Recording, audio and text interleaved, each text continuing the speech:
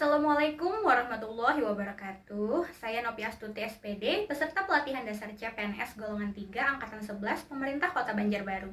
Pada kesempatan ini, saya akan memaparkan hasil pengerjaan tugas individu 1 tentang analisis isu efektivitas kinerja individu berdasarkan tupoksi.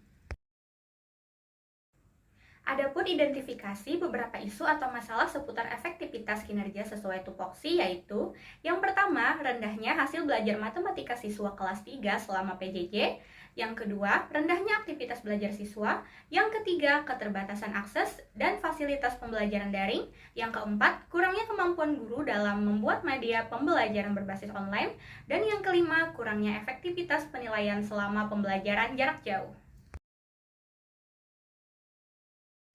Dari kelima isu tadi, saya menemukan isu prioritas dengan menggunakan metode APKL, yaitu aktual, problematik, kehalayakan, dan layak.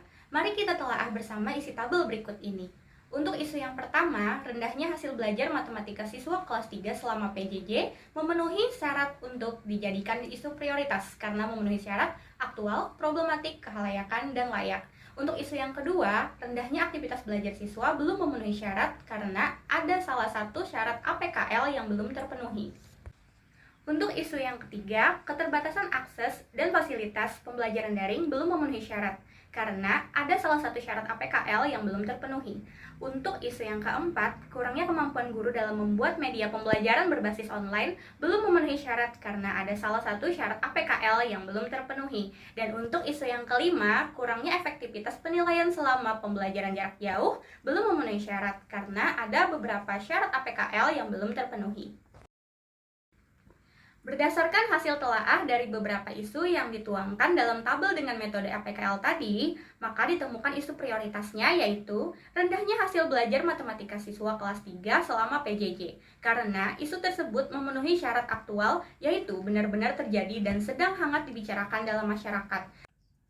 Kemudian memenuhi syarat problematik karena memiliki dimensi masalah yang kompleks, sehingga perlu dicarikan segera solusinya secara komprehensif.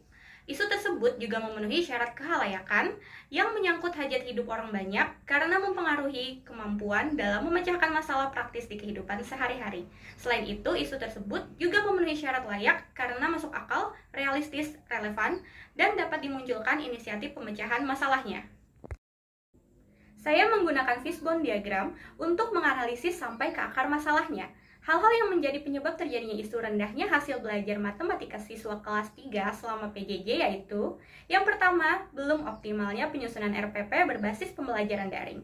Yang kedua, keterbatasan fasilitas dan kemampuan siswa dalam pembelajaran daring. Yang ketiga, minimnya penggunaan media pembelajaran kreatif dan inovatif.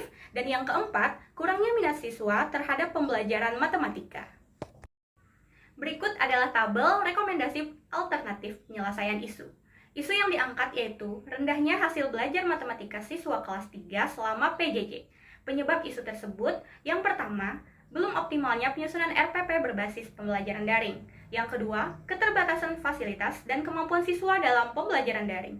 Yang ketiga, minimnya penggunaan media pembelajaran yang kreatif dan inovatif. Dan yang keempat, kurangnya minat siswa terhadap pembelajaran matematika. Untuk alternatif, penyelesaian yang pertama yaitu membuat RPP berbasis pembelajaran daring dengan tahap setiap alternatifnya yaitu pertama menentukan materi prioritas yang disesuaikan dengan KD dan indikator, kemudian menentukan metode pembelajaran yang menarik, lalu membuat RPP dengan mempertimbangkan keaktifan siswa selama pembelajaran daring.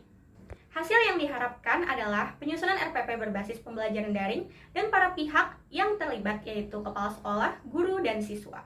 Untuk alternatif, penyelesaian yang kedua yaitu melaksanakan pembelajaran daring yang dapat dijangkau seluruh siswa.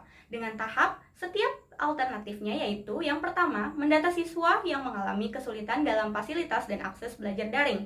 Yang kedua, membuat jadwal kunjungan rumah bagi siswa yang tidak mempunyai akses belajar daring. Kemudian memanfaatkan fasilitas media ajar daring yang umum digunakan siswa. Hasil yang diharapkan adalah seluruh siswa dapat mengakses pembelajaran dan pihak yang terlibat, yaitu kepala sekolah, guru, dan siswa.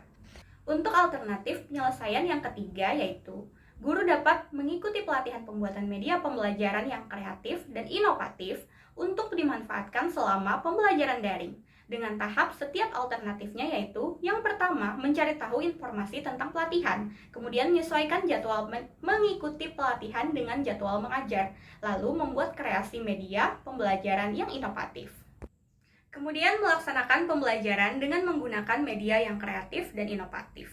Hasil yang diharapkan adalah guru menggunakan media pembelajaran yang kreatif dan inovatif, dan para pihak yang terlibat yaitu kepala sekolah, guru, instruktur pelatihan, dan siswa. Untuk alternatif penyelesaian yang keempat, yaitu menyajikan pembelajaran yang inovatif dengan tahap setiap alternatifnya, yaitu yang pertama, melakukan pembelajaran dengan metode yang menarik, membuat media pembelajaran kreatif dan inovatif, kemudian melaksanakan pembelajaran secara interaktif dengan menggunakan media pembelajaran kreatif dan inovatif. Hasil yang diharapkan adalah meningkatkan minat belajar siswa terhadap pembelajaran matematika dan para pihak yang terlibat, yaitu guru dan siswa.